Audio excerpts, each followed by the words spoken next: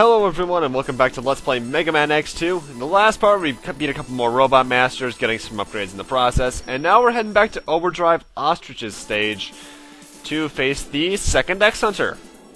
In fact, we're getting rid of both the last X-Hunters this part, and both in Overdrive Ostrich's stage. Now I'm gonna say right now, the one I'm going up against now is weak against Magna Centipede's weapon, so if you want to get his weakness, go for that.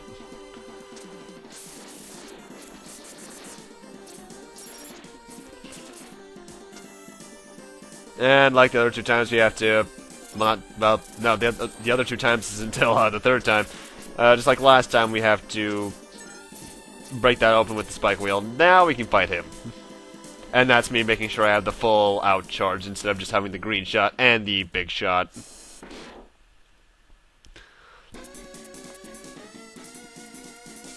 Welcome, X. Your destruction is at hand.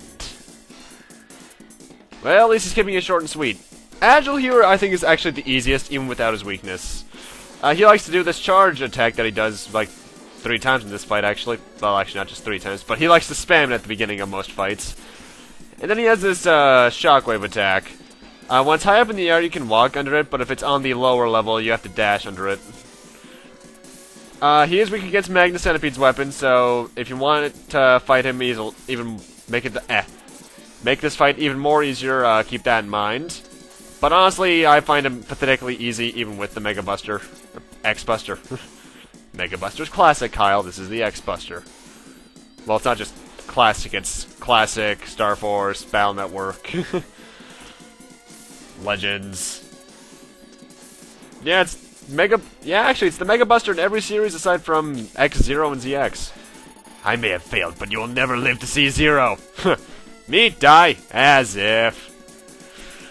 Now, if you excuse me, you have to go get a game over.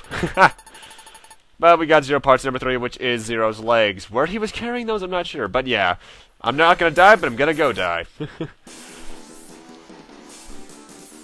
And with that, the next place we're going to is the robot junkyard with Morph Moth, who looks like something out of a game on the NES we used to play back in the day, known as Bucky O'Hare. He looks like something I'd see right out of that for some reason.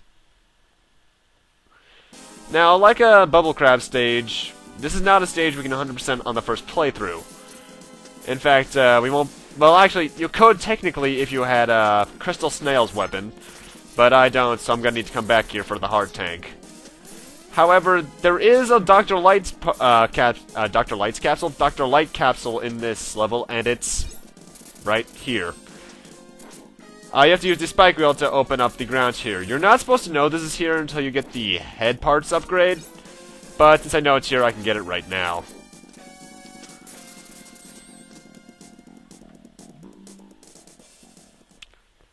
Megaman X, enter the capsule. This enhancement will modify your body armor. With it, you can absorb damage and transfer it into explosive weapon energy. With this, this is the body parts, actually. I believe it also decreases damage you take by 1/2. And, but its main ability, as he just said, it gives us explosive weapon energy. This is the first appearance in the series of the Giga Crash, which he just used right there. And now I have to refill it. Refilling the Giga Crash requires you to take hits, so if you're going for a perfect run, where you get every item, that's never going to be full again. It's useful enough, but I gotta wonder, why did the Dr. Light capsule make this? Because I think it was X5 that confirmed it was an AI, not an actual recording. Though I think it also might depend on which light capsule it is. Which makes me wonder, why did Light pretty much go, I must make this robot an all-powerful god! Because if you think about it, really, Dr. Light's the villain in the Mega Man series, because he created the robots which caused everything in the franchise to happen. It's all his fault. Except in Battle Network, and even then it's still kind of his fault. Anyway, this mini-boss here, it's actually technically 2 parts to it. The first part's weak to the Bubble Splasher. Just shoot it a couple times in the chest, it should start falling apart. And the second part is taken out in one shot by the Speed Burner. So yeah, that was easy.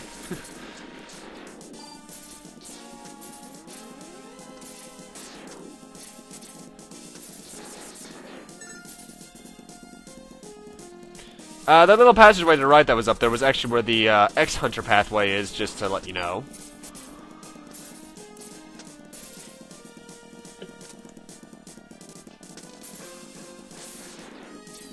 And one little thing I like about that little construction bot worker thing that I'm killing right now, if you actually look on it, you can see parts of sprites from X1. That is pretty much supposed to be an amalgamation enemy from certain ones of X1, like the construction worker bot and a couple others. Oh, and these green things, if they latch onto you, they cause you to do a random action repeatedly. That's why I was jumping so much. And here we got another fight with this mini-boss.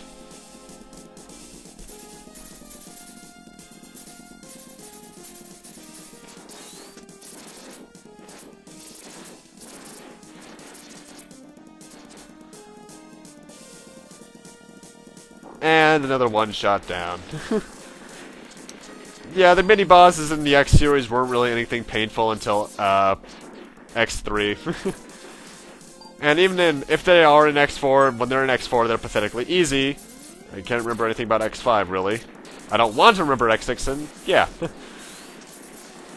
Anyway, Morph Moth is weak against the Speed Burner, so get that out.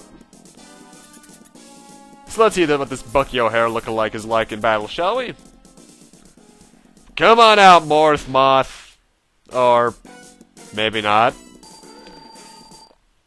This is a weird little thing. Morph Moth actually doesn't start the battle in his little Maverick-looking form. He starts off in this little chrysalis cocoon thing. The cocoon can throw garbage around, spin across the ground like he does now, and do a spiral of trash. Nothing too hard. I think the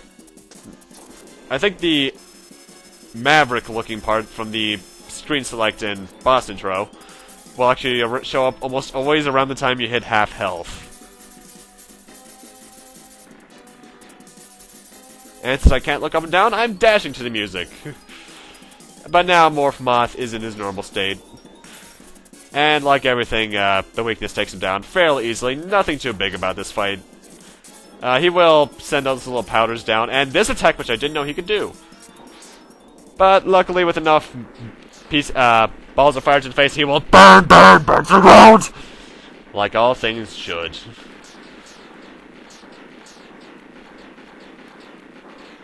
Yeah, I'm thankful that the explosions from the boss don't hurt you, because that would be really dickish if they did. Kinda reminds me of the Garos from Majora's Mask. Anyway, for beating Morph Moth, we get the Silk Shot. You shoot it, it drops to the ground and goes in all four cardinal diagonals. Nothing too big. Anyway, since the third guy is there, we're gonna head back to the Overdrive Ostrich's stage to take on the third and final X-Hunter.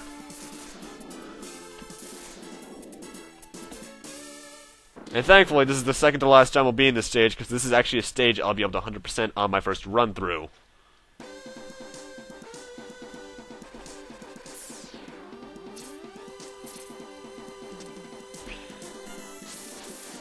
In fact, what we're coming up on is actually what I think to be the hardest out of the three in terms of just overall annoyance. In terms of damage, it's obviously Violin that's the hardest.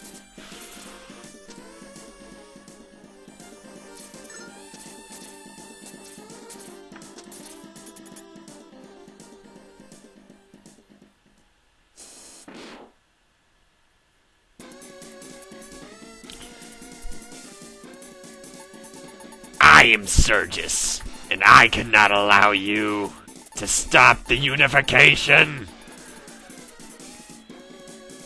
It's for the good of all. Serges here is annoying. He has a little. You might be able to barely see it with the compression, but he has a shield that you cannot shoot through at all unless it's not activated.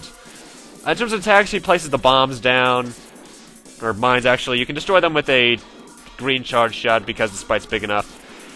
And he'll also jump out of there and the shield and shoot those little orbs around.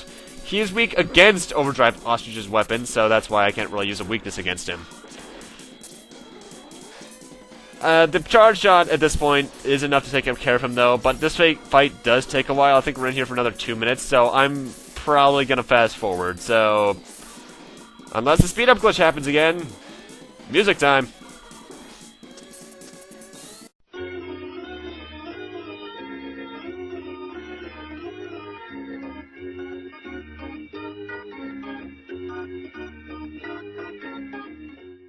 Finally!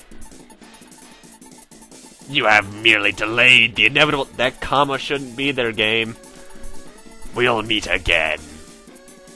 And I'm sure we will, you guy with that freaking Russian hat. But we got 0 parts number 1. The final piece, which is his head, which makes sense because you can carry a head and make it look small. But one final intentional game over later, and here we are... Back to stage Slug Drum, heading into easily the stage that has the hardest Maverick without his weakness, Magna Centipede. Fun fact, he was actually on the cover art of the game, I believe. And if you look carefully, this is actually where the X-Hunters had the cutscenes on earlier in the game. But this stage is probably one of the oddest gimmicks in the entire game. You might have seen that little yellow thing on the screen for a second there. Those are searchlights. If they see you, the little things in the little silver boxes, like the one right above me right now, will activate and fall to the ground. Normally I'd recommend not doing this, but in my case I somehow managed to trick it out. Don't get spotted by these if you want the hard tank. Pretty much it's Metal Gear Megaman. Or is that Mega Gear? Mega Gear just sounds like a weird European version of the Game Gear. What the hell?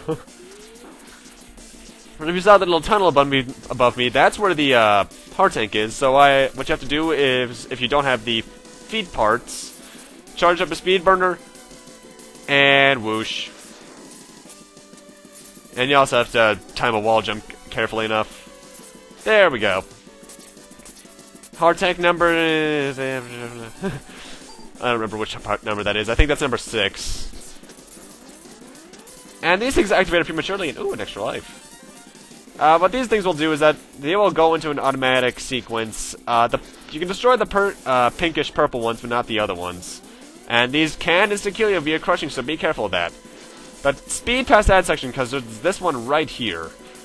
You can either use the speed burner charge, or do that in order to get up here to find the final sub-tank. And I should mention, Silk Shot, when you have the charge up, automatically goes off, so yeah. And it's time for the mini-boss of the stage, the C4 chip. Or CX4, rather. This guy is weak against the Bubble Splasher. Just hit his hilt with it. He'll go down eventually. And he's overall actually rather easy. Yay!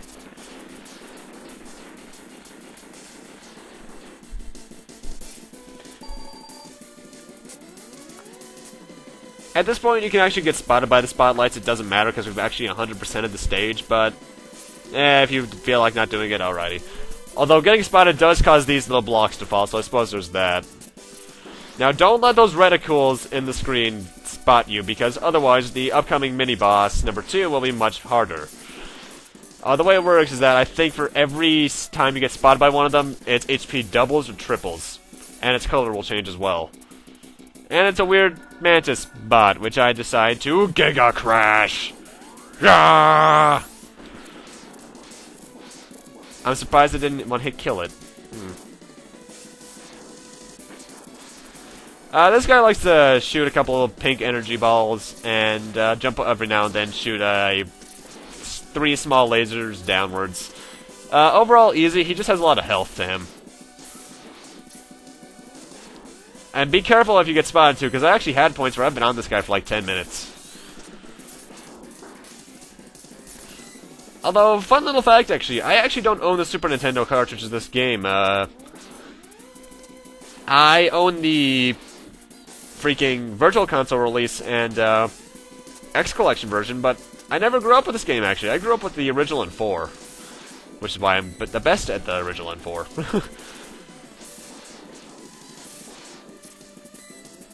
In fact, when was this game released? 94? I don't remember. But either way, that guy's dead. And fun little fact again, this is actually the second recording of this episode in terms of the actual gameplay, because there's audio desync severely the first time. And that little block there killed me. But you know what? I am directly to the left of the boss door. So yeah, I kind of facepalmed at that. Anyway, we're at Magna Centipede. He's weak against the Silk Shot. And without his weakness, he is single-handedly the hardest Maverick in the game, if not the entire series. Why? See his tail there? If that grabs you, it'll slowly suck away your powers, like being able to charge shots and such. However, one shot of Silk Shot will indeed destroy his tail. Hitting up with the Silk Shot is actually rather simple, though. He teleports around, and if he's on the floor where you are, just shoot in his general direction with the Silk Shot. However, if he teleports to the ceiling, which he can do, to the top, left, or right, you're going to need to shoot in the direction he's not. So, say right now he shows up in the top left, shoot to the right. Fairly basic pattern recognition, and with his weakness is pathetically easy. Though I do really like his design. Kind of reminds me of Boomer Kawanger for obvious reasons. Though at least his name Magna Centipede's name makes sense in America, whereas Boomer Kawanger's makes none. Because I believe Kawanger is a corruption of Kuwagata, which is a type of beetle in Japan.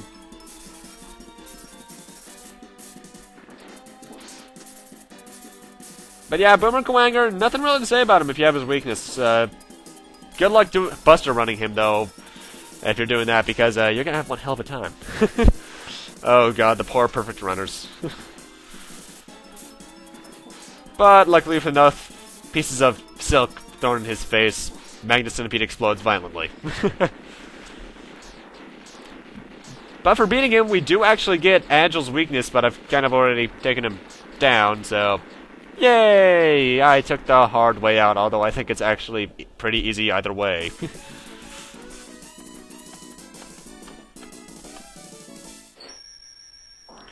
And for beating Magna Centipede, we get the Magnet Mine, I believe? Yeah, Magna Mine, actually. One thing it doesn't show you here in this little tutorial is that you can influence its direction with the D-pad, so keep that in mind. But with that, I'm going to need to end this off here. Thank you guys for watching. Rate, comment, subscribe, all that kind of stuff. And next time on Let's Play Megaman X2, we're going to be heading off to freaking Crystal Snail stage. See you guys then.